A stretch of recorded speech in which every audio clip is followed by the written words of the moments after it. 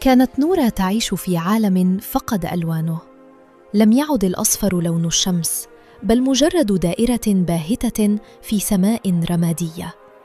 لم تعد السماء زرقاء، بل غطاء ثقيل بلا ملامح. والسبب؟ كان هناك راكب دائم على ظهرها. لم يكن يراه أحد غيرها، كائن ضبابي أسود بلا وجه، لكنه يمتلك وزناً هائلاً. كان يلتصق بظهرها كظلها الخاص، يهمس في أذنها بأكاذيب لزجة طوال اليوم: أنت لست جيدة كفاية، لا أحد يحبك حقاً، لماذا تحاولين حتى؟ عندما كانت تحاول النهوض من السرير، كان يضغط عليها بثقله فتصبح أطرافها من الرصاص. وعندما كانت صديقاتها يضحكن، كان يلف أذرعه الضبابية حول أذنيها ويهمس: إنهن يضحكن عليك. ذات يوم، بينما كانت تحدق في كوب الماء على طاولتها، بدا لها وكأنه محيط لا يمكن عبوره. لقد سئمت نورة من هذا الثقل، من هذا الضباب الذي يسرق الهواء من رئتيها.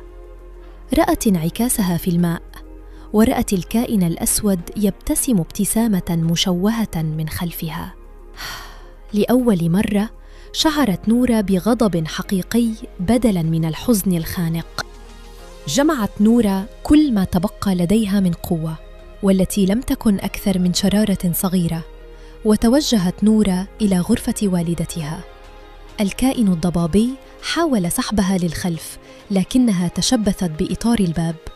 بصوت متقطع خرجت الكلمات أخيراً: أمي، أنا بحاجة للمساعدة، هناك شيء على ظهري.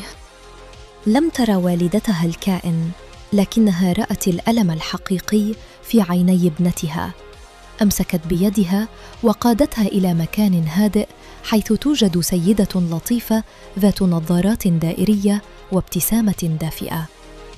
تحدثت نورة. مع كل كلمة كانت تقولها، شعرت وكأن خيطاً من خيوط الكائن الضبابي ينقطع.